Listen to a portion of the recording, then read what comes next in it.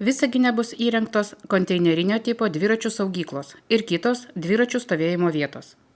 Jau 3 metus Visagine įgyvendinamas ES projektas Darnaus judumo planas, kurio metu gerinama miesto infrastruktūra, atsižvelgiant į žmonių su negale poreikius, atnaujinamos autobusų stotelės, šaligatviai, įrengiamos automobilių stovėjimo aikštelės ir apšviečiamos pėsčiųjų perėjos.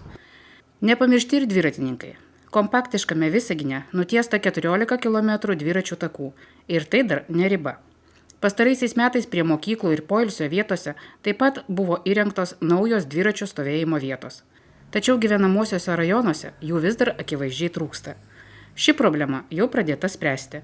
Apie tai redakcijai papasakojo Visagino savivaldybės administracijos direktorius Virginijus Andrius Bukauskas. Pagal Darnaus judumo planą Visagine planuojama įrengti 30 dviračių, stoginių arba saugyklų, kur būtų galima saugoti dviračius. Planuojame įrengti 20 atviro tipo dviračių stoginių saugyklų ir 10 uždaro tipo konteinerinių dviračių saugyklų, dar vadinamų dviračių boksais. Kaip paaiškino Visagino savivaldybės administracijos direktorius Virginijus Andrius Bukauskas, tokių dviračių saugyklų įrengimas yra gana šiuolaikiška praktika.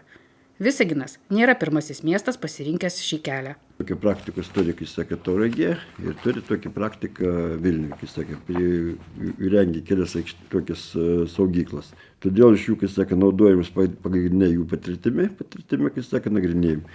Atviro tipo dviračių saugyklos ir numatyta, kad bus įrengta 12, viena vieta, ta saugykla 12 dviračių laikyti. Taip pat turės būti numatyti viena vieta kitoms individualioms judumo priemonėms, kaip, pavyzdžiui, suaugusių triračiams, elektriniams paspirtukams, mažos galios elektriniams motociklams ir panašioms transporto priemonėms. Uždaro tipo konteineryse šituose boksuose planuojam, kad bus ne mažiau kaip 8 vietos dviračiams ir 4 paspirtukams. Jeigu prireiks daugiau vietos dviračiams laikyti, tai tuose pačiuose vietose planuojam, kad bus galima įrengti antrą dviračių laikymo aukštą. Ten toks principas kaip seifas, jeigu kas matė, šitas įsitraukė, statei, uždarai. Pasak administracijos direktoriaus, galutinis dviračių stovėjimo vietų įrengimo sąrašas kol kas dar nėra sudarytas. Jis bus parengtas vėliau, prieš viešojo pirkimo procedūrą ir pristatytas visuomeniai susipažinti, kad gyventojai galėtų pateikti savo pasiūlymus ir pastabas. Parenkant vietas, mes planuojam ne tik, kad tai panaudojant senasis buvusius betonines aikšteles, ten, kur buvo tokios savotiškos džiovyklos, arčiau dviračių takų, kad mažiau, rengimo, būtų pritaikytos irgi taip pat. O kur uždaro tipo, tai bus pirmailiai dar ir priklauso nuo, kad atvesti elektros energiją. Kadangi reikia pasijungimas irgi taip pat tinkamas, kaip būtų arba nuo mūsų esančių tinklų, kur yra valdymo skydai, arba jeigu esu, tai reikės, įsimėti papildomas sąlygas. Kadagi galėtų atsirasti naujos dviračių stovėjimo vietos? Kaip paaiškino vyresnysis statybos inžinierius Viktoras Voroninas, šiuo metu vyksta atviro tipo dviračių stovėjimo vietų pirkimo procedūra.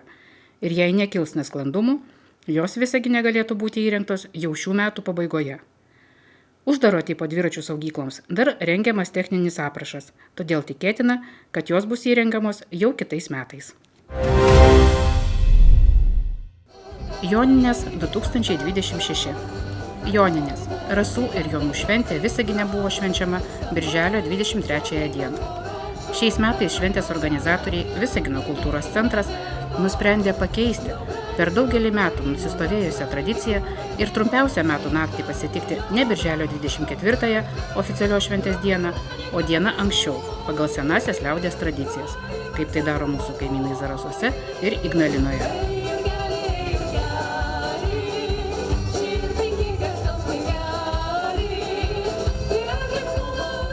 Ir tai buvo teisingas sprendimas, nes pati gamta tam sudarė visas sąlygas. Tądien oras buvo puikus. Atrodė, kad viskas paruošta sutikti svarbiausią vasaros šventę. Kai ateina trumpiausia metų naktis, stebuklų miškas pabunda. Žolynai prisimena senasias dainas, vanduo nutyla ir klausosi, o ugnis laukia tų, kurie ateis jos pažinti. Taip pasakojama legendose, kurių šaknys siekia pagoniškus laikus, kai lietuvių gentis dar nebuvo pažinusios krikščionybės. Gamtos garbinimas visada vienijo daugybę žmonių. Šiais metais visa šventės programa vyko prie Visagino ežero miesto paplūdimyje ir Bangos salės vasaros terasoje. Čia veikia atviros kūrybinės dirbtuvės, kuriuose merginos ir moterys mokėsi pinti vainikus iš žolynų ir gėlių. Tačiau šis užsiėmimas sudomino ir vyrus. Meno rezidencija Taškas Miškelio kampelyje sukūrė magijos ir burtų erdvę vaikams bei suaugusiems. Paviljonas buvo papuoštas pagonišku stiliumi. Centre degė ugnis, o aplink ją buvo išdėstyti senoviniai ženklai ir runos. Vaikams buvo paruošta daugybė įdomių žaidimų, o senovės atmosferą kūrė muzika ir kostiumuoti pasirodymai. Visame paplūdimyje šurmuliavo mugė ir lauko prekyba. Kol vaikai mėgavosi cukraus vata ir spragėsiais, suaugusieji rinkosi geriausias vietas prie prekybos palapinių. Kaip sakoma, oras tiesiog kvietė švęsti.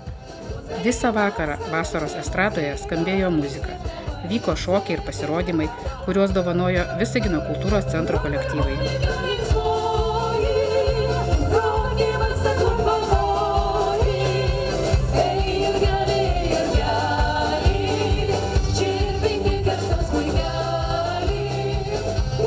Šventinės programos atidaryme dalyvavo Visagino savivaldybės administracijos direktorius Virginijus Andrius Bukauskas. Sveikindamas susirinkusiuosius, jis palinkėjo, kad šią stebuklingą naktį visi jonai surastų savo janinas, o kiekviena janina savo joną. O kiekvienam surasti janiną arba jai joną. Tai noriu palinkėti, kad šventė būtų graži, nuotaikos geros, visiems linksmybės ir šokti ir linksmintis iki pat ryto, kol saulė patekės. Ši naktis labai trumpa, apie 4,5 valandos. Jau tapo gražia tradicija, kad joninių šventėje pasirodo mūsų svečiai iš Latvijos.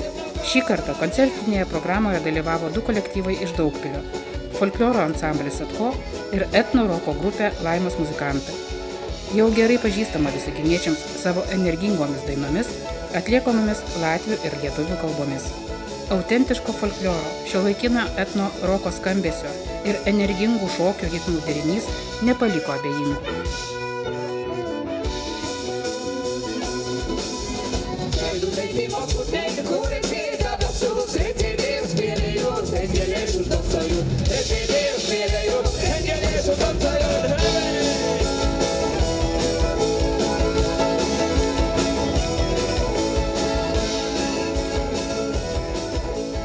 Tačiau pagrindinis veiksmas vyko ant ežero kranto.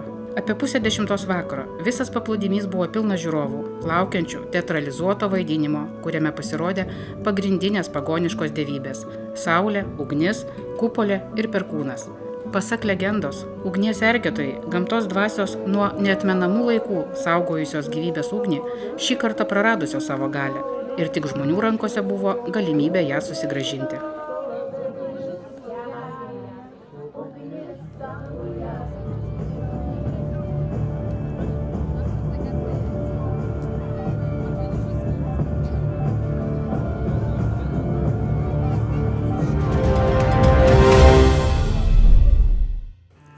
Programos kūrybinė komanda linki visiems mūsų žiūrovams geros nuotaikos, šiltų orų ir puikaus vasaros poilsio. Iki susitikimo kitoje mūsų laidoje po mėnesio.